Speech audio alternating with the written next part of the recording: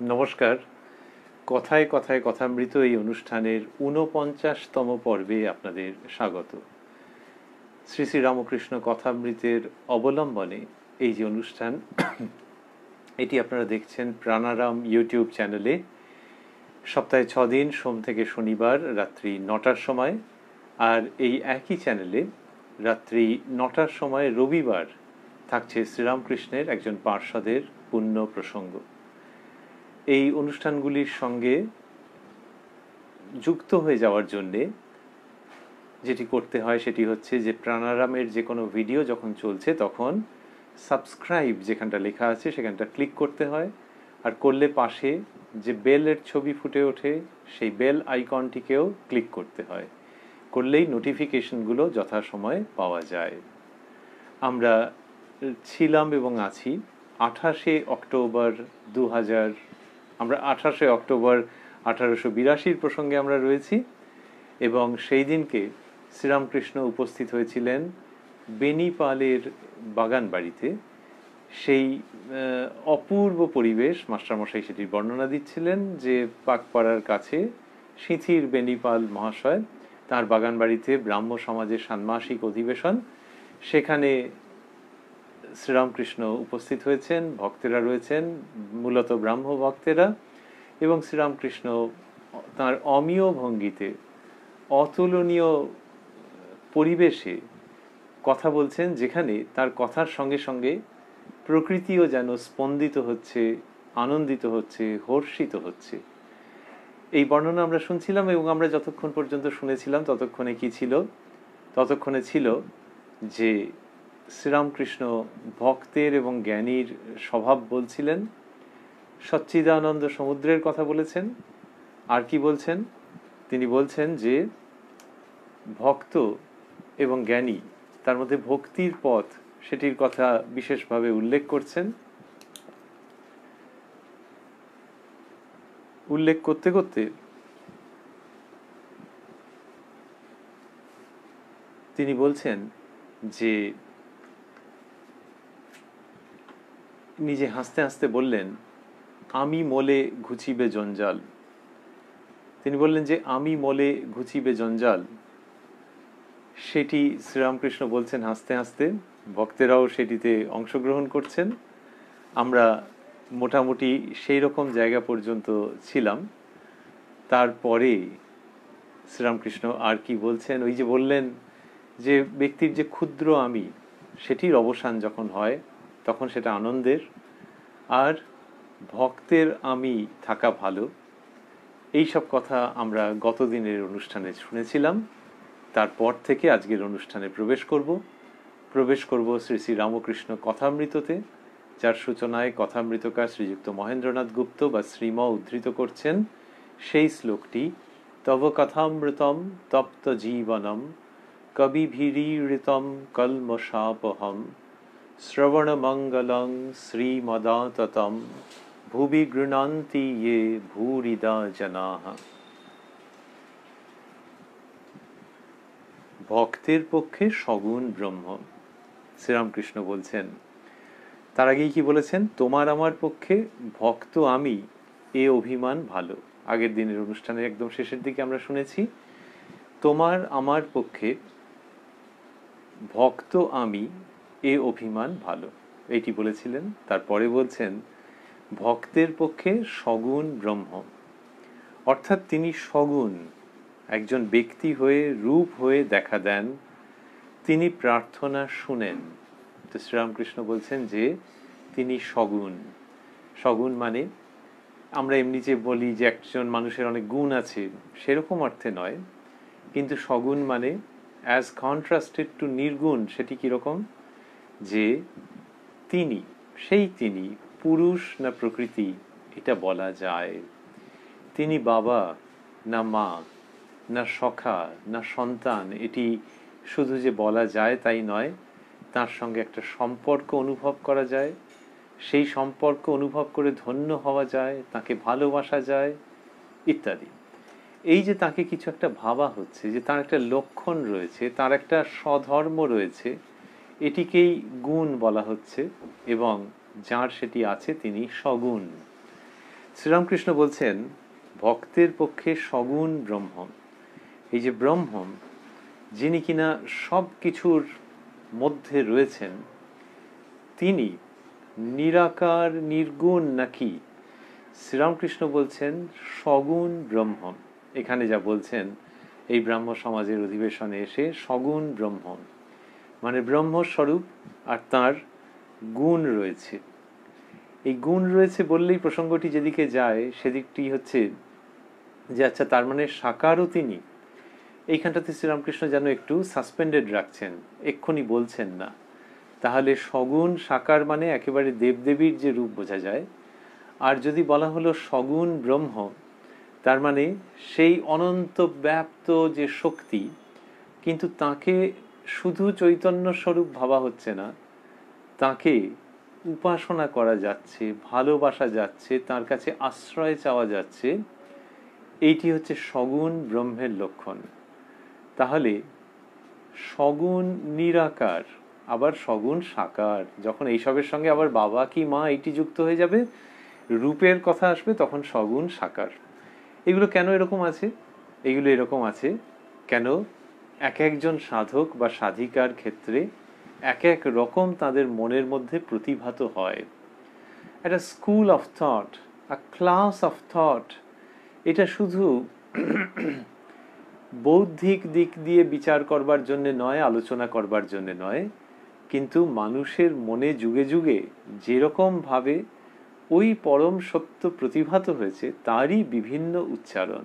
শ্রীরামকৃষ্ণ বলছেন ভক্তের পক্ষে সগুণ ব্রহ্ম, অর্থাৎ তিনি সগুণ, একজন ব্যক্তি হয়ে রূপ হয়ে দেখা দেন। এই যে সগুণ ব্রহ্ম বলেছেন, ওখানে যেটুকুনি সাসপেন্ডেড ছিল, উইথহেল্ড ছিল, সেটাও এখানে ক্লিয়ার করলেন, করে বললেন একজন ব্যক্তি হয়ে রূপ হয়ে দেখা দেন। এই যে তার মানে উনি সগুণ সাকারে চলে এসেছেন, এসে বলছেন তিনি প্রার্থনা শুনেন। তাহলে ওই যে ঈশ্বরের যে নানান গুণ আছে, বা আমরা বলছিলাম পুরুষ না নারী, বাবা না মা ইত্যাদি, সেইখানে শ্রীরামকৃষ্ণ অন্যতম গুণের কথায় আসছেন, অন্যতম স্বরূপ লক্ষণের কথায় আসছেন, তিনি প্রার্থনা শুনেন, এইটা বললেন।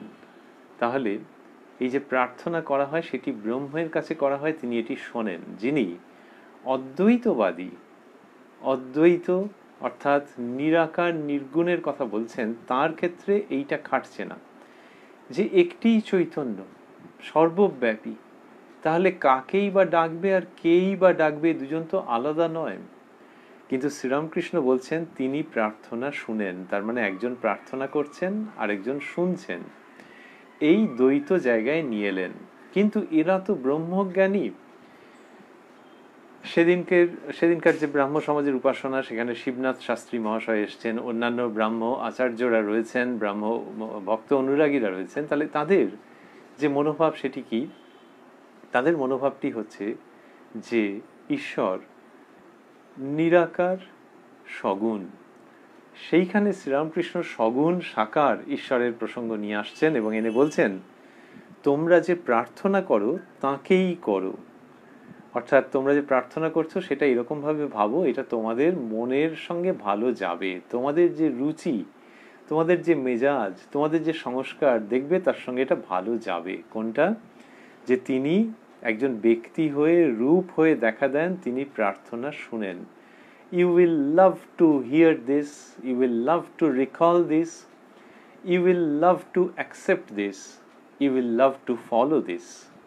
শ্রীরামকৃষ্ণ সেই জায়গাতে নিয়ে আসছেন, নিয়ে এসে বলছেন তোমরা যে প্রার্থনা করো তাকেই করো। তাহলে এই যে প্রার্থনার যেটি করা হয় সেটি সেই তাকেই করা হচ্ছে। এবার বললেন তোমরা বেদান্তবাদী নও, জ্ঞানী নও, তোমরা ভক্ত। তো বলছেন তোমরা বেদান্তবাদী নও, তোমরা জ্ঞানী নও, তোমরা ভক্ত। তাহলে এইটি যেন শ্রীরামকৃষ্ণ খুব যত্নের সঙ্গে তাদের রক্ষা করছেন যে তোমরা ওই রকম যদি ভাবো নিজেদেরকে যে তোমরা বেদান্তবাদী বা তোমরা জ্ঞানী, সেইটা ঠিক নয়। তোমাদের যে ভেতরের যে লক্ষণ সেটা ওই রকম নয়, তোমরা ভক্ত। এটা বললেন। সাকার রূপ বলে তারপরে বলছেন সাকার রূপ মানো আর না মানো এসে যায় না। ঈশ্বর একজন ব্যক্তি বলে বোধ থাকলেই হলো যে ব্যক্তি প্রার্থনা শুনেন, সৃষ্টি স্থিতি প্রলয় করেন, যে ব্যক্তি অনন্ত শক্তি। কত রকম ভাবে শ্রীরামকৃষ্ণ নিয়ে আসছেন। এটি যেন মনে হচ্ছে যে মা যখন সন্তানকে কিছু পরিবেশন করেন, খাওয়ান, থালার মধ্যে নিয়ে মুখের কাছে নিয়েছেন, আর সে খুঁতখুঁতে এটা খাবো না, ওটা খাবো না, এরকম সব করছে, তখন মা যেমন বোঝান যে এইটা এইটা একটুখানি কামড়ে দেখ, আর আমরা একটুখানি জল দিচ্ছি, আচ্ছা আবার এইটা একটু খেয়ে দেখ। শ্রীরামকৃষ্ণ সেইভাবে ধর্ম আস্বাদন করাচ্ছেন মানুষকে, যে তাদের যেরকম রুচি সেই রকম করছেন, আর মা যেরকম করেন খাওয়াতে খাওয়াতে তারই মধ্যে হয়তো একটু মেখে টেকে দিয়েছেন প্রোটিন সমৃদ্ধ কিছু, যেটা দেখলে এমনিতে খেতে চাইতো না আগে, কিন্তু মা জানছেন যে ওটা খাওয়াতে খাওয়াতে আস্তে আস্তে টেস্ট এসে যাবে, কিন্তু এমনিতে দেখলে আবার হাত পা তুলে লাপাবে। তা ওই রকম নানান রকমভাবে বুঝিয়ে বুঝিয়ে বুঝিয়ে বুঝিয়ে খাওয়াচ্ছেন। সেই রকমভাবে শ্রীরামকৃষ্ণ ধর্ম আস্বাদন করাচ্ছেন, ভেতরে ধর্ম প্রদান করছেন। একেই বলে ধর্ম দান করা। কিরকম, ওই যে বললেন যে তোমরা ভক্ত, তোমরা বেদান্তবাদী নও, জ্ঞানী নও, তোমরা ভক্ত, এটা বললে যদি আবার মুখ ফিরিয়ে নেয় কেন না, তারা নিজেদেরকে বেদান্তবাদী ভাবে, বয়স হয়েছে, এতদিনের একটা ট্রেনিং আছে, এতদিনের একটা সংস্কার আছে, কথাগুলো শুনছে মনোযোগ দিয়ে, কিন্তু যদি মুখ ফিরিয়ে নেয় সেই জন্য আবার তার যেটা পছন্দ সেটাও একটু খাওয়াচ্ছেন। বলছেন সাকার রূপ মানো আর না মানো, তার মানে মা যখন বলেন আচ্ছা আচ্ছা এটা খাবি না তো, দাঁড়া একটু সরিয়ে রাখছি, সেই রকম ভাবে একটুখানি সরিয়ে রাখছেন ফর দ্য টাইম বিং। সাকার রূপ মানো আর না মানো এসে যায় না, ঈশ্বর একজন ব্যক্তি বলে বোধ থাকলেই হলো। খুব চমৎকার করে আনছেন যে একজন কেউ আছেন এটা ভাবো, সাকার রূপ না হয় নাই ভাবলে, কিন্তু একজন কেউ আছেন সেটা ভাবো। আচ্ছা যারা নিরাকার সগুণ ভাবেন তারা তো সেরকমই ভাবেন যে একজন কেউ আছেন। শ্রীরামকৃষ্ণ সেই যে একজন, সেই রূপটাকে খুব মমতার সঙ্গে নির্মাণ করে দিতে চাইছেন যে my son, don't remain so very abstract, think of a form, think of love towards that form, think of making that form your very near and dear one. এইটি তার প্রচেষ্টা। থালা মুখের সামনে ধরে সেইভাবে তিনি আস্বাদন করাচ্ছেন। তো বলছেন সাকার রূপ মানো আর না মানো এসে যায় না, ঈশ্বর একজন ব্যক্তি বলে বোধ থাকলেই হলো। যে ব্যক্তি প্রার্থনা শুনেন, সৃষ্টি স্থিতি প্রলয় করেন, যে ব্যক্তি অনন্ত শক্তি। ভক্তির এটি খুব mathematical, deep, modern, mystic and sweet pronunciation. কি সুন্দর করে তিনি এটি নিয়ে আসছেন, একেবারে অঙ্কের মতো করে নিয়ে আসছেন এই ভক্তিকে, যেখানে একজন ব্যক্তির দিকে দৃষ্টি আকৃষ্ট করতে চাইছেন, যে ওরকম একটা অ্যাবস্ট্রাক্ট ভেবো না, ওই দিকে মনটা দিও না। বারবার বলেছেন যে কলিকালে মানুষের ওরকম ঠিক নয়, এটা একটা সাময়িক ওরকম মনে হতে পারে, তোমার বুদ্ধিকে ওটা স্যাটিসফাই করতে পারে, বুদ্ধিকে বেশ একটা আরাম দিতে পারে, বুদ্ধিকে একটা কমফর্ট দিতে পারে, কিন্তু সেই বুদ্ধির কোট আনকোট বিলাস তার মধ্যে বেশি থেকো না। Let's be serious, let talk serious and let's love seriously that supreme godhead. Sri Ramakrishna সেই জায়গাতে নিয়ে আসছেন এবং নিয়ে এসে বলছেন এইটি যে সাকার রূপ মানো আর না মানো এটি বললেন, কিন্তু তারপর বললেন ঈশ্বর একজন ব্যক্তি বলে বোধ থাকলেই হলো যে ব্যক্তি প্রার্থনা শুনেন। তাহলে যে ব্যক্তি প্রার্থনা শুনেন তাকে আর কি করে তুমি অন্ধকারে একজন ব্যক্তি বলে রাখবে? চলো লাইট জ্বালো, মনের মধ্যে দীপ প্রজ্বলিত করো এবং তার শ্রীমুখ দেখে ধন্য হও, তাকে ভালোবেসে ধন্য হও, তার পায়ে হাত দিয়ে ধন্য হও। শ্রীরামকৃষ্ণ এই যে আধুনিক কালে ভক্তি আনছেন, এটি হয়তো রামকৃষ্ণ ভক্তি সূত্র বলে এককালে পরিচিত হবে। আধুনিক কালের জন্যে ভক্তিকে যেভাবে তিনি নতুন রূপে নির্মাণ করে দিচ্ছেন, with absolute contemporary modernity and perennial sweetness, সেটি শ্রীরামকৃষ্ণ করছেন।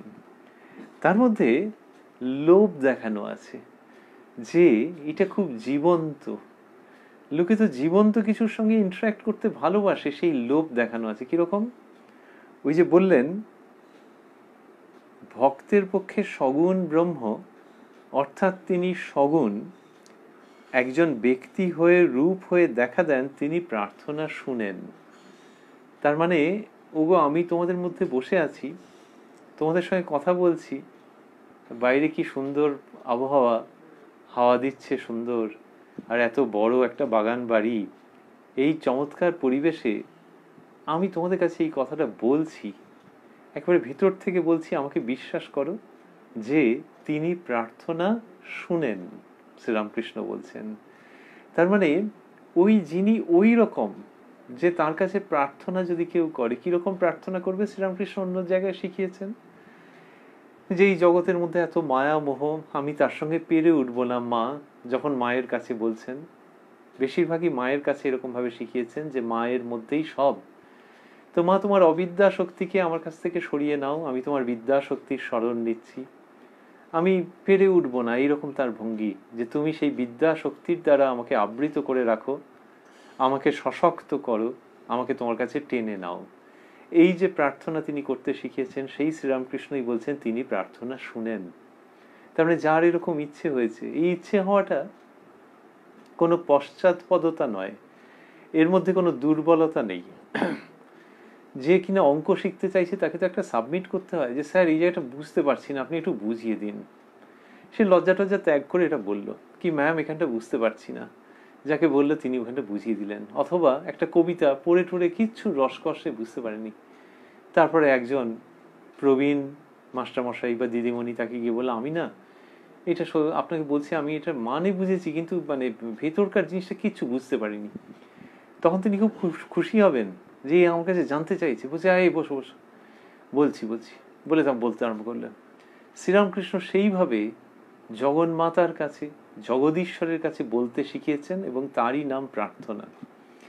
এই যে প্রার্থনা, সেটি মানুষের সহজাত, যে বলতে হয়। তো লোকে বলে যে তুই এরকম মুখ চোরা কেন, গিয়ে বলতে পারছিস না যে অঙ্কটা বুঝতে পারছি না, বললেই উনি বুঝিয়ে দেবেন। তেমনি ঈশ্বরের কাছে বা ঈশ্বরীর কাছে মুখ চোরা হয়েও না, লজ্জা ঘৃণা ভয় তিন থাকতে নয়।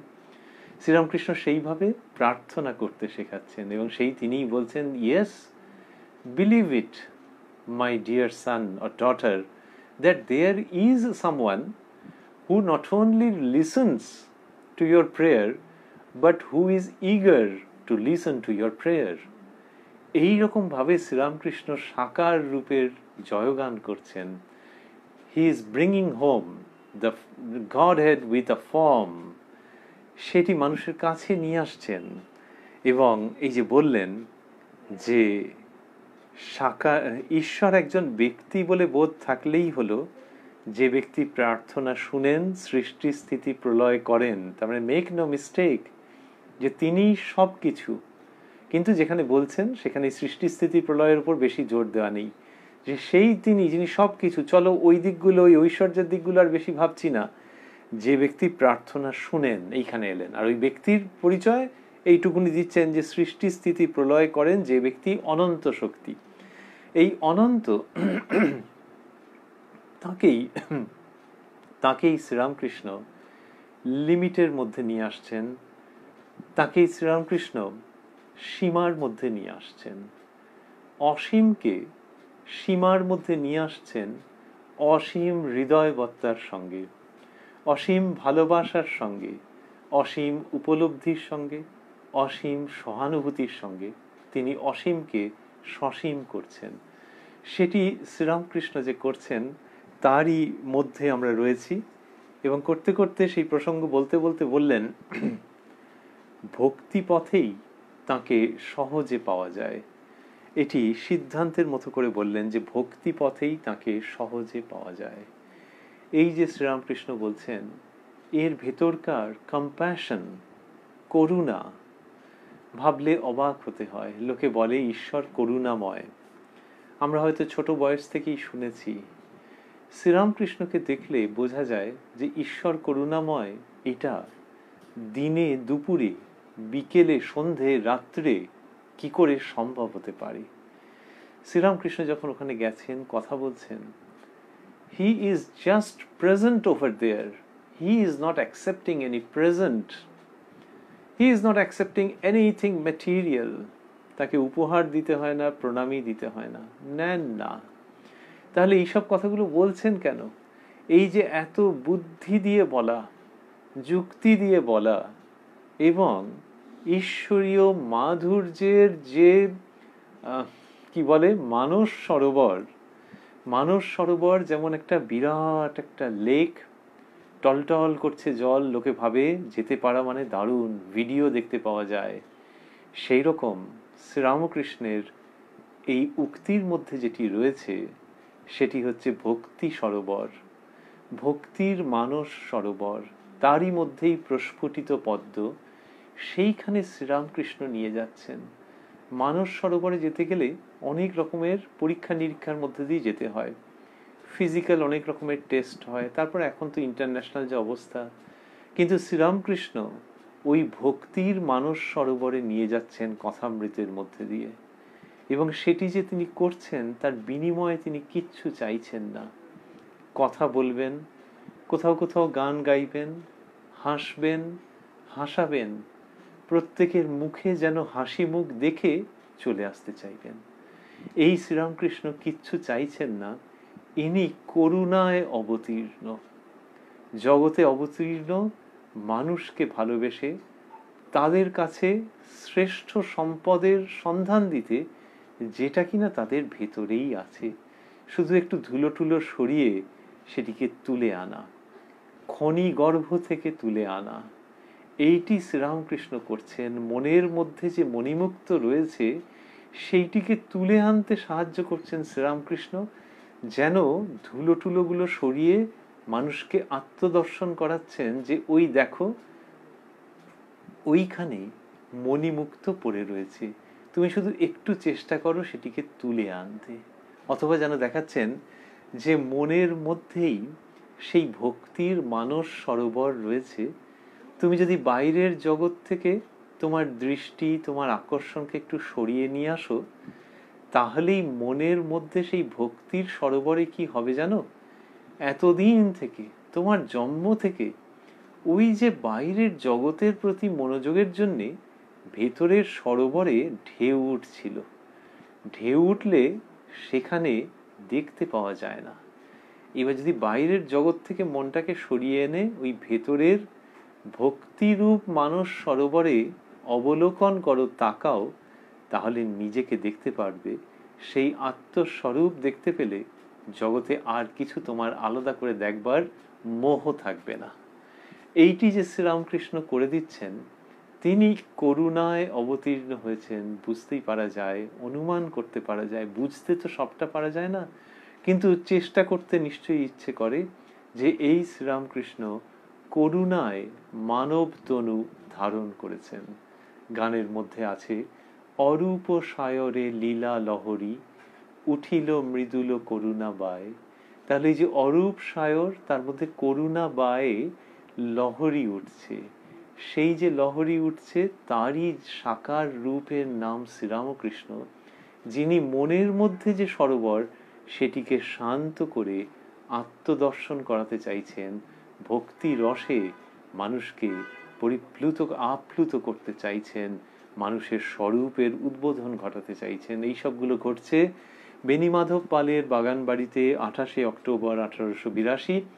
আমরা শুনছি কথায় কথায় কথামৃত অনুষ্ঠানে, যেটি সপ্তাহে 6 দিন সোম থেকে শনিবার প্রাণারাম ইউটিউব চ্যানেলে সম্প্রচারিত হচ্ছে, এবং এই প্রাণারাম ইউটিউব চ্যানেলেই রবিবার রাত্রি 9টায় থাকছে শ্রীরামকৃষ্ণের একজন পার্ষদের প্রসঙ্গ। সামনের রবিবার গুরু পূর্ণিমার দিন থাকবে সদ্গুরু স্বামী ব্রহ্মানন্দ, সদ্গুরু স্বামী ব্রহ্মানন্দ। এই আলোচনা, এই স্মরণ, এই মনন, এই সমর্পণ এই চ্যানেলে রাত্রি 9টার সময়। একজন ব্রাহ্ম ভক্ত জিজ্ঞাসা করিলেন, মাস্টারমশাই লিখছেন, একজন ব্রাহ্ম ভক্ত জিজ্ঞাসা করিলেন, মহাশয়, ঈশ্বরকে কি দেখা যায়? যদি দেখা যায়, দেখতে পাই না কেন? ওই যে ওই রকম ভাবে বর্ণনা দিয়েছেন তো, যে একজন প্রার্থনা শোনেন, সেই বর্ণনা এত জীবন্ত, আমরা বলছিলাম লোভ দেখানো বর্ণনা, যে চলো আমরা বাস্তব নিয়ে কথা বলি, আমরা উপলব্ধি নিয়ে কথা বলি, এতদিন কেন হচ্ছে না সেটা নিয়ে কথা বলি, আর কি করে তাড়াতাড়ি তার দর্শন পাওয়া যায়, এসো ওই আনন্দের মধ্যে থাকি, এই আনন্দ ঘন পরিবেশে, আর সময় নষ্ট করা যাবে না। এইটা শ্রীরামকৃষ্ণের কথার মধ্যে দিয়ে, শ্রীরামকৃষ্ণের ভঙ্গির মধ্যে দিয়ে, শ্রীরামকৃষ্ণের বডি ল্যাঙ্গুয়েজের মধ্যে দিয়ে মনে হয় বিকীর্ণ হচ্ছিল, রেডিয়েটেড হচ্ছিল। And here comes one devotee who is asking this question. মাস্টারমশাই লিখছেন যে একজন ব্রাহ্মভক্ত জিজ্ঞাসা করিলেন, মহাশয়, ঈশ্বরকে কি দেখা যায়? যদি দেখা যায়, দেখতে পাই না কেন? অন্যভাবে ভাবতে গেলে, যে আমরা যারা শিক্ষার সঙ্গে যুক্ত, শ্রীরামকৃষ্ণকে ভাবলে আমরা অবাক হয়ে যাই যে ইনি এরকম কোয়েশ্চেন তুলে আনতে পারছেন। একজন শিক্ষক বা শিক্ষিকার বড় কৃতিত্ব যে যা পড়াচ্ছেন সেটি সম্পর্কে যদি প্রশ্ন আসে, তার মানে যাকে পড়াচ্ছেন তার মনের মধ্যে ওটা জেগেছে এবং সে অনেকটা এগিয়েও গেছে, যেখানটাতে পারছে না সেটা জিজ্ঞেস করছে। প্রশ্ন না করলে দুরকম হতে পারে, এক হচ্ছে সব বুঝে গেছে, অথবা বুঝতে পারেনি, সংকোচে জিজ্ঞেস করছে না। কিন্তু প্রশ্ন করছে মানে এই পদ্ধতি যে সফল হচ্ছে সেটা একেবারে নিশ্চিত। শ্রীরামকৃষ্ণ যখন কথা বলছেন তখন প্রশ্ন আসছে যে, মহাশয়, ঈশ্বরকে কি দেখা যায়? যদি দেখা যায়, দেখতে পাই না কেন? আরেকটা দিক আছে, কেউ যদি ভালো বক্তা হন, অনেক সময়ই থাকে যে তিনি বলে যাবেন, অন্যেরা শুনবে, তিনি কারোর কথা শুনবেন না। এইটি এক একজনের অভ্যেস এবং বদঅভ্যেস থাকে। টেলিফোনেও হয় যে সেই মানুষটার কথা শুনছেন না, বলে যাচ্ছেন শুধু। তো ওইটি অনেক সময় যারা বলেন, সেই যা পেশাগতভাবে যেভাবেই হোক তাদের মধ্যে ওইটা থাকে বা সংস্কার তৈরি হয়ে যায়। কিন্তু বোঝাই যায় যে শ্রীরামকৃষ্ণ যখন বলছেন, ওই করুণার বিগ্রহ যখন কথা বলছেন, তখন তিনি শুনছেনও, শোনার জন্য থামছেন, অন্যের প্রশ্ন করাকে উৎসাহিত করছেন, অন্যের প্রশ্নকে গ্রহণ করছেন, অন্যের প্রশ্নকে শ্রদ্ধা করছেন। শ্রীরামকৃষ্ণের বাচন ভঙ্গি দেখলেই বোঝা যায়। তো এইখানে ব্রাহ্ম ভক্ত জিজ্ঞাসা করেছেন যে, মহাশয়, ঈশ্বরকে কি দেখা যায়? যদি দেখা যায়, দেখতে পাই না কেন? শ্রীরামকৃষ্ণ, হ্যাঁ, অবশ্য দেখা যায়। সাকার রূপ দেখা যায়, আবার অরূপও দেখা যায়। তা তোমায় বুঝাবো কেমন করে? এইটার মানে হচ্ছে যে জিজ্ঞেস করলে ইটস গুড, কিন্তু এইটা তোমায় এক্ষুনি কি করে বোঝাই বলো তো? তোমায় বুঝাবো কেমন করে মানে, শ্রীরামকৃষ্ণ বলছেন না যে তুমি বুঝতে পারবে না, তাহলে তো সেদিনের সভা ওখানেই শেষ হয়ে যেত, বা এনার প্রশ্নেরও ব্যাপার স্যাপারগুলো সব শেষ হয়ে যেত। এর আর কোনো প্রশ্ন এন্টারটেন করতেন না যে না তুমি এটা পারবে না। কিন্তু ওই যে তা তোমায় বুঝাবো কেমন করে, এরপরেও যে আলোচনা চলছে, অন্য মানুষেরাও প্রশ্ন করছেন, তার মানেই হচ্ছে যে এটা দুম করে বুঝিয়ে দেওয়া যাবে না, ইট উইল টেক টাইম। কিন্তু ওর প্রশ্নকে যে তিনি, আমরা বলছিলাম, শ্রদ্ধা করেছেন, সেটা বোঝাই যাচ্ছে যে তা তোমায় বুঝাবো কেমন করে। এটা যদি পুরোটাই ওরকম হতো যে অগ্রাহ্য করার জন্য বলছেন, তাকে নিচ্ছেন না হিসেবের মধ্যে, ইগনোর করছেন, তাহলে কিন্তু ওইটা বলতেন না। কি বললেন? হ্যাঁ, অবশ্য দেখা যায়। এই যে হ্যাঁ, অবশ্য দেখা যায়, তা তোমায় বুঝাবো কেমন করে, তার মানে হচ্ছে যে তোমাকে আরেকটুখানি খাটতে হবে, তোমাকে ব্যাপারটার মধ্যে আরেকটু লিঙ্গার করতে হবে, একটু পার্সু করতে হবে। তো এই জন্যে শ্রীরামকৃষ্ণ ওইটি বলছেন যে তা তোমায় বুঝাবো কেমন করে। এটার মধ্যে একটা অন্য রকমেরও ব্যাপার আছে, যে কেউ যদি হঠাৎ গিয়ে বলে যে ক্লাস 6-7 যে পড়ছে, যে স্যার ক্যালকুলাস নাকি খুব ভালো, ও দিয়ে নাকি অনেক কিছু করা যায়, তখন সঙ্গে সঙ্গে যদি খুব ছাত্রবৎসল শিক্ষক হন, তিনি বলবেন হ্যাঁ হ্যাঁ সেটা হয়, কিন্তু তোমায় কি করে বোঝাই বলো? এটা তার মধ্যে থেকে ফুটে উঠবেই সঙ্গে সঙ্গে। তো যে আরেকটু তোমায় বড় হতে হবে, নাহলে কিন্তু যেন মানে এত ইগার যে যদি পারতাম তোমায় নিয়ে একটু বসতাম, কিন্তু কি করে হবে বলো দেখি। শ্রীরামকৃষ্ণ বলছেন যে তা তোমায় বুঝাবো কেমন করে, কিন্তু তার আগে বললেন, যখন প্রশ্ন ছিল যে যদি দেখা যায়, দেখতে পাই না কেন, আর বলেছেন, মহাশয়, ঈশ্বরকে কি দেখা যায়? যদি দেখা যায়, দেখতে পাই না কেন? শ্রীরামকৃষ্ণ বলছেন, হ্যাঁ, অবশ্য দেখা যায়। হ্যাঁ, অবশ্য দেখা যায়। এই যে কথা বলছেন, তার মানে he has come to the point where he was trying to all the time. ওই যে বলছিলেন যে একজন প্রার্থনা শোনেন ইত্যাদি, তার মানে একজন আছেন এবং তাকে দেখা যায়। তিনি নারী না পুরুষ, মা না বাবা না সন্তান না কে, সেটা বোঝা যায়। সেই জায়গাতে শ্রীরামকৃষ্ণ চলে এসছেন তো। এবং ওই যে বলছে ঈশ্বরকে কি দেখা যায়, তখন বলছেন হ্যাঁ, অবশ্য দেখা যায়। এই যে অবশ্য দেখা যায়, দিস ইজ আ সাকসেস, যদি আমরা সাকসেস কথাটাকে বলতে চাই। ঈশ্বরের ক্ষেত্রে আর কি বা বলবো, কিন্তু আমরা যখন লৌকিক দৃষ্টিতে দেখছি, আচার্য রূপে শ্রীরামকৃষ্ণকে দেখছি, তখন দেখছি হ্যাঁ তিনি সফল কাম। যে যারা কিনা ওইরকম নিরাকার সগুণ এইসব ভাবে, তাদেরকে তিনি আকারে নিয়ে চলে এসেছেন, আকারের প্রসঙ্গে নিয়ে চলে এসেছেন, এবং দেখা যায় কিনা এই প্রশ্নে নিয়ে চলে এসেছেন আর উত্তর দিচ্ছেন হ্যাঁ অবশ্য দেখা যায়। যে এই জায়গায় যখন চলে এসেছো তখন হচ্ছে যে হ্যাঁ অবশ্য দেখা যায়। এই কতটা যেন মানস সরোবর, আমরা বলছিলাম যে ভক্তির মানস সরোবর, তার খুব কাছাকাছি নিয়ে এসছেন। আর ওই সরোবরের কাছে এলে কি হয়, যে যে হাওয়াটা আসে, জল ছুঁয়ে আসে, তো তখন বুঝতে পারা যায় যে কাছাকাছি কোথাও কোনো জলাশয় আছে। লোকে যখন সমুদ্রের কাছে যায়, বড় নদীর কাছে যায়, তখনও দেখা যায় না, কিন্তু লোকে ওই টাচটা পেলেই বোঝে যে আচ্ছা আচ্ছা এসে গেছি বোধহয় না। সেই রকম ভাবেই শ্রীরামকৃষ্ণ যখন বর্ণনা করছেন, তখন ভক্তির ওই মানস সরোবরের খুব কাছাকাছি মানুষজন পৌঁছে যাচ্ছেন, এবং সেইখান থেকেই প্রশ্ন আসছে, মহাশয় ঈশ্বরকে কি দেখা যায়? আর শ্রীরামকৃষ্ণ বলছেন হ্যাঁ অবশ্য দেখা যায়। তার মানে ওই সরোবরের খুব কাছাকাছি আছো বন্ধু। এই প্রসঙ্গ সেই জায়গাতে চলে এলেন, এসে তারপর বলছেন হ্যাঁ অবশ্য দেখা যায়, সাকার রূপ দেখা যায়, আবার অরূপও দেখা যায়। এইটা একটা অদ্ভুত কথা। সাকার রূপ দেখা যায়, এ তো বোঝা গেল। তারপর বললেন আবার অরূপও দেখা যায়। অরূপ মানে যার রূপ নেই, তাকে আবার দেখা যায়। This is contradiction in terms apparently. যে অরূপকে আবার দেখতে পাওয়া যায় কি, এ তো অদ্ভুত অদ্ভুত কথা। যে কিরকম করে এটা হচ্ছে যে যিনি অরূপ, যার কোনো রূপ নেই, তাকে আবার দেখতে পাওয়া যাচ্ছে। এটা কেমন যেন হলো যে ওখানে কিছুই নেই, তাহলে বলো তো কি কি আছে। এই তো সেরকম টাইপের শোনাচ্ছে তো, যে অরূপকে দেখা যায়। কিন্তু শ্রীরামকৃষ্ণ এটি একাধিকবার বলেছেন, এই যে অরূপকে দেখা যায়, this is not a contradiction in terms, because we are not talking about this eye of flesh and blood. Sri Ramakrishna বলছেন যে ভক্তিতে একটা প্রেমের চক্ষু হয়, প্রেমের দেহ হয়, প্রেমের চক্ষু, প্রেমের কর্ণ।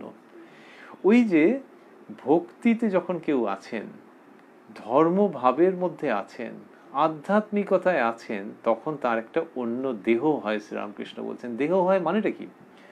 মানেটা হচ্ছে তার যে রিসেপশন গুলো, সেগুলো অন্যরকম কায়দায় হয়, অন্যরকম স্টাইলে হয়। What sort of reception?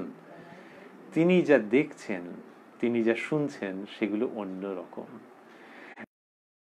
তিনি দেখছেন হয়তো, কিন্তু সেটা ওই বাইরের ফ্লেশ অ্যান্ড ব্লাডের যে চোখ, সেই চোখ দিয়ে দেখা।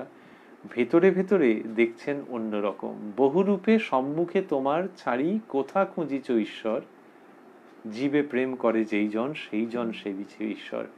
তাহলে বহু রূপে তোমার সামনে রয়েছেন, কই মনে হচ্ছে না তো? তার কারণ হচ্ছে যে এই চর্মচক্ষে দেখা হচ্ছে, কিন্তু ওই ধর্মের চোখে। তাহলে চর্মচক্ষু আর ধর্মচক্ষু, ধর্মের চোখে যখন দেখা হবে, আধ্যাত্মিকতার, আমরা ধর্ম আর আধ্যাত্মিকতাকে এখানে সমার্থক ধরবো, আমরা আচারগত ধর্ম তো ভাবছি না। তাহলে ধর্মের চোখে, আধ্যাত্মিকতার চোখে যখন দেখা হবে, তখন আর নারী পুরুষ নয়, তার মধ্যে ঈশ্বর ঈশ্বরী বিরাজ করছেন বহুরূপে সম্মুখে তোমার। ইট ইজ স্ট্রেঞ্জ যে তুমি কোথায় কোথায় মন্দিরে আর কোথায় কোথায় সব ঘুরে বেড়াচ্ছ, ব্রত উপবাস করছো, বহুরূপে সম্মুখে তোমার ছাড়ি কোথা খুঁজিছ ঈশ্বর। I am pained for you. যে তুমি কোথায় কোথায় খুঁজতে যাচ্ছ, আহারে যাকে খুঁজছো তিনি তো সামনেই দাঁড়িয়ে রয়েছেন, নানান রূপে তিনি রয়েছেন। এই যে দেখা, এটি অন্য রকমের দেখা। তো সেইখানে শ্রীরামকৃষ্ণ যখন বলছেন যে তার প্রসঙ্গে আসছেন, সেখানে আমাদের মনে পড়ছে যে এই যে দেখাটা তাহলে অন্য রকমের দেখা হয়ে গেল, শোনাটা অন্য রকমের শোনা হয়ে যায়। লোকে যখন এমনি কিছু শুনছে তখন একরকম, আর যখন ভক্ত মানুষ কিছু শুনছেন তখন আরেক রকম। খণ্ডন ভব বন্ধন জগবন্দন বন্দি তোমায়, এটি যখন শুরু হচ্ছে তখন যে মিউজিকটা থাকে, কেউ হয়তো হারমোনিয়াম বাজাচ্ছেন, একটা ছোট্ট মন্দির শহর থেকে অনেক দূরে, সেখানে একজন বসে বসে ওই আওয়াজটি, হারমোনিয়ামটি বাজাচ্ছেন, একটু বাদে ঠাকুরের আরতি শুরু হবে, গান শুরু হবে। কত মানুষ আছেন সারা দিন অপেক্ষা করে থাকেন, এবং ওই যখন হারমোনিয়ামে ওইটা বাজানো হচ্ছে খুব সাধারণভাবে, বিশাল দামের হারমোনিয়াম নয়, যিনি বাজাচ্ছেন তিনি পৃথিবীর শ্রেষ্ঠ মিউজিশিয়ান নন, কিন্তু যখন খণ্ডানো বাজছে হারমোনিয়ামে তখনই মানুষের মনের মধ্যে মনে হচ্ছে যেন তিনি স্নান করছেন পবিত্রতার। এই শোনা কি তাহলে শুধু এই কান দিয়ে শোনা? সেটা তো অন্য কানে শোনা। শ্রীরামকৃষ্ণ এইটি বারবার করে আনছেন। And if that is possible, ওই রকম কান যদি হয়, ওই রকম চোখ যদি হয়, তাহলে সেই চোখে অরূপকেও দেখা যাবে। শ্রীরামকৃষ্ণ বললেন যে সাকার রূপ দেখা যায়, আবার অরূপও দেখা যায়। এই অরূপকে দেখা, এটি আমরা কোথাও পাচ্ছি না। এই প্রকাশভঙ্গি, দিস এক্সপ্রেশন, যে অরূপকেও দেখা যায়, শ্রীরামকৃষ্ণ সেটির কথা বলেছেন। And since this is not common place, সাধারণ উক্তি নয়, সেই জন্যেই তারপরেই বলা রয়েছে তা তোমায় বুঝাবো কেমন করে। তার মানে আরেকটু যেতে হবে।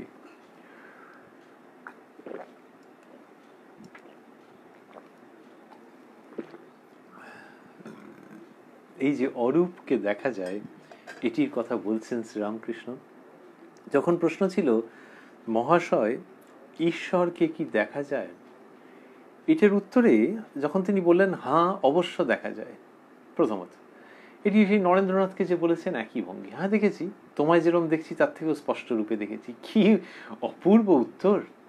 একজন জেন্টলম্যান, কিন্তু তিনি একজন আর্মি চিফের ভঙ্গিতে কথা বলছেন।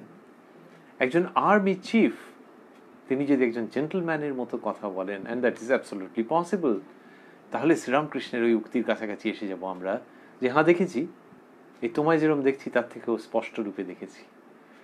ধর্মক্ষেত্রে, কুরুক্ষেত্রে যিনি আর্মি চিফ, তিনি একজন সোবার জেন্টলম্যান হয়ে নরেন্দ্রনাথের সঙ্গে কথা বলছেন। তো সেই তিনি এখানে বলছেন যে হ্যাঁ অবশ্য দেখা যায়, এটি আমরা শুনলাম। বললেন সাকার রূপ দেখা যায়, এইখানে পূর্ণচ্ছেদ টানতে পারতেন, দাঁড়িয়ে দিতে পারতেন। কেন না, ওই যে আমরা একাধিকবার ওই প্রসঙ্গের মধ্যে ছিলাম, যে ব্রাহ্ম ভক্তদের কাছে তিনি কথা বলেছেন, তাদের কাছে তিনি বলেছেন কি, তাদের কাছে তিনি বলেছেন যে ঈশ্বর একজন ব্যক্তি, তাকে প্রার্থনা করলে শোনা যায়, তিনি শুনেন, কথা শুনেন, তিনি প্রার্থনা শুনেন, এইসব বলেছেন। বলতে বলতে বলতে বলতে যখন ব্রাহ্মভক্ত জিজ্ঞাসা করলেন যে হ্যাঁ ঈশ্বর, মহাশয় ঈশ্বরকে কি দেখা যায়, তখন হ্যাঁ অবশ্য দেখা যায়, সাকার রূপ দেখা যায়, বললেই তো হয়ে গেল। হ্যাঁ বলেননি শ্রীরামকৃষ্ণ, তারপরে বলছেন আবার অরূপও দেখা যায়। তার মানে তোমরা ওই যে সব বলো, নিরাকার বলো, তাকেও দেখা যায়। এই শ্রীরামকৃষ্ণ যিনি যত মত তত পথ বলছেন, অনন্ত মত অনন্ত পথ বলছেন। স্বামী বিবেকানন্দ বলছেন যে ঈশ্বরের যে বই, সেই বই পুরোটা পড়া হয়ে যায়নি। তো সেই শ্রীরামকৃষ্ণ, নরেন্দ্রনাথ যাঁর শ্রীমুখ থেকে ধর্ম পাচ্ছেন, তার সেই শ্রীরামকৃষ্ণ তিনি অরূপের কথাতেও চলে এলেন, যে বোঝা যাচ্ছে যে তিনি কাউকে ছোট বড় করছেন না। ওইটা বলেছেন যে কলিকালে নারদীয় ভক্তিযোগ, কলিকালের মানুষের পক্ষে ভক্তিযোগী প্রশস্ত, সেই ভক্তির প্রসঙ্গে এনেছেন। কিন্তু এই যে জ্ঞানের যে দিক, এবং সেখানে যে অরূপ নিরাকারের কথা আছে, সেইখানে শ্রীরামকৃষ্ণের অনন্য, আধুনিক, অভাবনীয়, মৌলিক উচ্চারণ, যে অরূপও দেখা যায়। এমনিতে সেই নিরাকার নির্গুণ সত্তা সম্বন্ধে কি বলা হয়, শ্রীরামকৃষ্ণ অন্যত্র বলেছেন যে বোধে বোধ করা যায়, কিন্তু তাকে দেখা যায়, এই যে কথাটি বলছেন, এটি একেবারে অন্যরকম। কথামৃতর মধ্যে আছে যে মাস্টারমশাই এক জায়গায় বলেছেন যে ওই নিরাকার দর্শন কিরকম, এ সম্বন্ধে একটি কথা ঠাকুর বলিয়া দিলেন। ওই যে বলিয়া দিলেন বলে মাস্টারমশাই ওইখানটাতে ডাইভালজ করছেন না যে ঠাকুর কি বলেছেন, কিন্তু ওইটা খুব অন্তরঙ্গ ভক্তদের কাছে প্রসঙ্গটি করেছেন বলে মনে হয়। শ্রীরামকৃষ্ণের ভক্ত সন্তানেরা মনে হয় সকলেই জানতেন যে তিনি কি বলতে চাইছেন, কিন্তু শ্রীরামকৃষ্ণ এটি এক্সক্লুসিভ কিছু রাখেননি, সরিয়ে রাখেননি, কিন্তু ইঙ্গিত দিচ্ছেন। ওই যে বললেন যে তা তোমায় বুঝাবো কেমন করে, তার মানে ইঙ্গিত দিচ্ছেন যে এর জন্য আর একটু এগোতে হবে। একজন ব্রাহ্ম ভক্ত জিজ্ঞাসা করছেন কি উপায়ে দেখা যেতে পারে? ওই যে বলা হলো যে হ্যাঁ অবশ্য দেখা যায়, বলছেন কি উপায়ে দেখা যেতে পারে, তার মানে যে তাকে যে দেখা যাবে সেটা কিভাবে হবে এই কথা বলছেন। শ্রীরামকৃষ্ণ বলছেন ব্যাকুল হয়ে তার জন্য কাঁদতে পারো। কি সুন্দর করে উত্তর দিচ্ছেন, ব্যাকুল হয়ে তার জন্য কাঁদতে পারো। আমরা ভাবছি যে কোন পরিবেশে বসে আছেন ওই 28শে অক্টোবর বেনিপালের উদ্যানে গিয়ে উপস্থিত হয়েছেন, সেইখানে শ্রীরামকৃষ্ণ রয়েছেন এবং যখন আসছেন সেই সময়কার বর্ণনায় রয়েছে সারি সারি ফল ও পুষ্পের বৃক্ষ, মধ্যে পথ, বৃক্ষ সকল সমীরণে ঈষৎ হেলিতেছে দুলিতেছে, যেন আনন্দ ভরে মস্তক অবনত করিয়া তাহাকে অভ্যর্থনা করিতেছে। অন্যত্র বলেছেন যে উদ্যানের বৃক্ষ লতাগুল্ম মধ্যে প্রভাত হইতে আনন্দের সমীরণ বহিতেছে।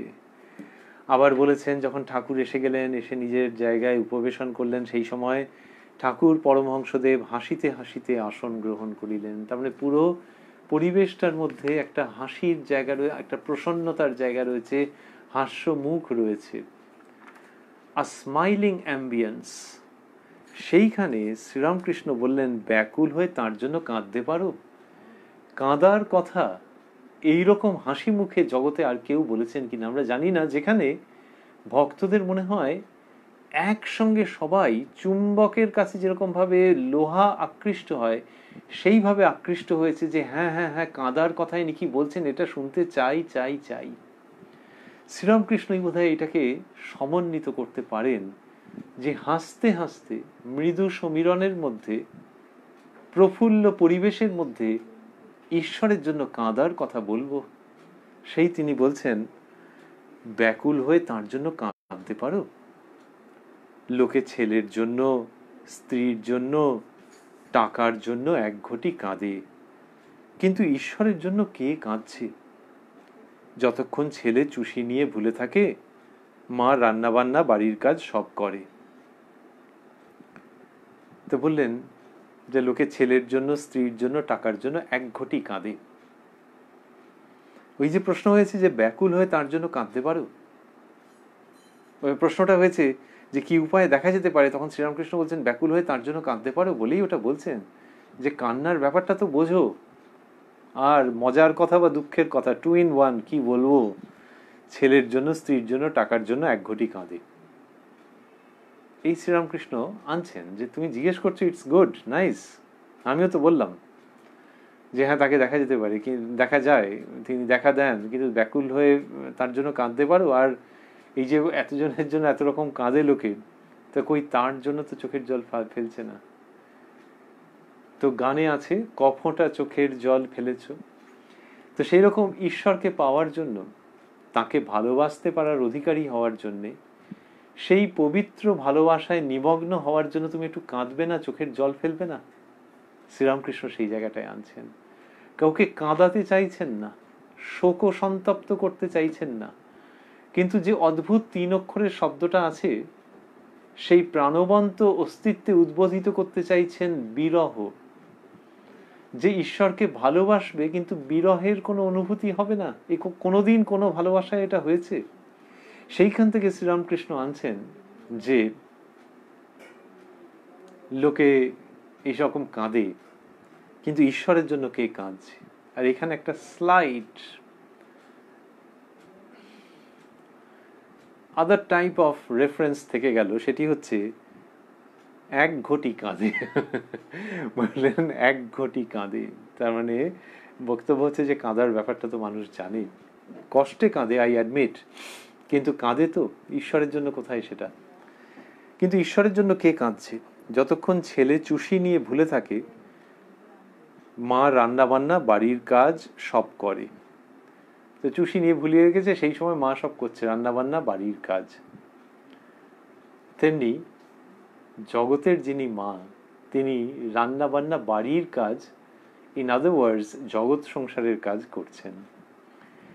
ছেলে চুষি নিয়ে ভুলে থাকে, যখন চুষি খায় তখন সেটা তার দারুণ লাগে, আর বেশি বয়সে মনে হয় যে ও এই একটা বোকা বানানোর চিরকালের উপায়। চুষি নিয়ে এসে চুষছে আর হাসছে টাসছে। তো কেউ যদি নিজের শৈশবের কথা ভাবে যে ও একেই বলে শৈশব, কি বোকা কি বোকা। ছেলের যতক্ষণ ছেলে চুষি নিয়ে ভুলে থাকে, মা রান্না বান্না বাড়ির কাজ সব করে। ছেলের যখন চুষি আর ভালো লাগে না, চুষি ফেলে চিৎকার করে কাঁদে, তখন মা ভাতের হাঁড়ি নামিয়ে দূর দূর করে এসে ছেলেকে কোলে লয়। দূর দূর করে পায়ের আওয়াজ হচ্ছে। এখনকার ফ্ল্যাট বাড়িতে সেটা পাওয়া যেতেও পারে, নাও পারে, আগেকার দিনের বাড়িতে পাওয়া যেত। দূর দূর দূর দূর করে আওয়াজ হচ্ছে, মা ছুটে ছুটে আসছে যে আর রাখা যাবে না। তা বলছেন যে ছেলের যখন চুষি আর ভালো লাগে না, চুষি ফেলে চিৎকার করে কাঁদে, তখন মা ভাতের হাঁড়ি নামিয়ে দূর দূর করে এসে ছেলেকে কোলে লয়। তাহলে ছেলের যখন চুষি আর ভালো লাগে না, তার মানে হচ্ছে যে ওইটা চুষছে কিন্তু একসময় ভালো লাগছে না। এর মধ্যে যদি যাওয়া যায় যে কেন ভালো লাগছে না, ব্যাখ্যা করা খুব মুশকিল। খুব মুশকিল আছে যে এতক্ষণ ওইটা নিয়ে খেলছিল, চুষছিল, আর উপর দিকে তাকাচ্ছিল, আর নিজের পাটা বুকের কাছে টানছিল, টেনে নানান রকমের সব খেলা করছিল। হঠাৎ এটা যে কতক্ষণ বাদে হবে কেউ বলতেই পারে না। সেদিনকে 35 মিনিট করেছে, আজকে 5 মিনিট আগেই বাবু ভ্যাঁ ভ্যাঁ করে কাঁদতে আরম্ভ করেছেন। সুতরাং চুষিতে কখন যে তার ভাল লাগছে না বলা যায় না। আগে বলা গেলে তো মা মোবাইলে টাইম সেট করে রাখতো যে এই 14 মিনিট হয়েছে, এবার উনি চেঁচাবেন, তা তো হয় না। তো সুতরাং কার কখন সংসারে বৈরাগ্য আসবে সেটা বোঝা যায় না। সেটাকে ওরকম টাইমড প্রোগ্রামে নিয়ে আসা যায় না। শ্রীরামকৃষ্ণ সেটি দেখাচ্ছেন। ছেলের যখন চুষি ভালো লাগে না, কিন্তু যখন ভালো লাগে না ওভাবে ছুঁড়ে ফেলবে, আর সে কেঁদে কেটে একসাকাণ্ড করবে। ঘাট থেকে যদি নামতে না পারে, এখন তো বেঁধে টেঁধে অনেক সময় রাখা হয়, কিন্তু সে তখন তো উনি হামাগুড়ি মেরে প্রায় নামবার চেষ্টা করবেন, সে কেলেঙ্কারির এক শেষ, একটা সাংঘাতিক অবস্থা করবে। তেমনি যখন ওই বৈরাগ্য মানুষের আসছে যে চুষি আর ভালো লাগছে না, আগে বুঝতে পারিনি, ভেবেছি দারুণ রমণীয়, কিন্তু যখন ভালো লাগছে না, মনে অভিমান হচ্ছে যে এই দিয়ে ভুলিয়ে রাখা। বাচ্চারও হয়তো হয়, কে জানে, সেই সাইকোলজি তো জানা নেই, সে তো আর বলে না। হয়তো অভিমান হয় যে আমি এরমই বাচ্চা না, আমাকে ভুলিয়ে রেখেছো, কিন্তু আবার পরের দিন তো সেটা করে, তো সেটা আলাদা। কিন্তু মানুষের এইরকম অবস্থা যখন হয়, যে জন্মে একবার চুষি ভালো না লাগবে, তখন সে আর ওইটার মধ্যে ফিরতে চাইবে না নর্মালি। তো ছেলের যখন চুষি আর ভালো লাগে না, চুষি ফেলে চিৎকার করে কাঁদে। Here comes Ramakrishna with that word, কাঁদে। এই ক্রন্দনের কথায় তিনি আনছেন যে জগন্মাতা এই চুষি দিয়ে রেখেছেন, আর সেটাতে যখন তুমি ডিপ্রাইভড বোধ করবে, যখন তোমার মনে হবে যে তোমাকে অবহেলা করা হয়েছে, যখন তোমার ওই মোহ থাকবে না, তখন তোমার অভিমান আসবে এবং চিৎকার করে কাঁদবে। এই ঈশ্বরের জন্য কাঁদা, যে মা কোথায় ফেলে রেখে চলে গেল। এই বিরহের শূন্যতা, এই অদর্শনের ক্রন্দন, হাহাকার, খুব কনস্ট্রাকটিভ একটা ভয়েড, আ কনস্ট্রাকটিভ ভয়েড নোন অ্যাজ বিরহ। তারপরেই ঈশ্বরের দিকে দ্রুত এগিয়ে যাওয়া। শ্রীরামকৃষ্ণ সেটির কথা আনছেন, এনে বলছেন যে চুষি ফেলে, সেটি দেখাচ্ছেন, বলছেন চুষি ফেলে চিৎকার করে কাঁদে, তখন মা ভাতের হাঁড়ি নামিয়ে দূর দূর করে এসে ছেলেকে কোলে লয়।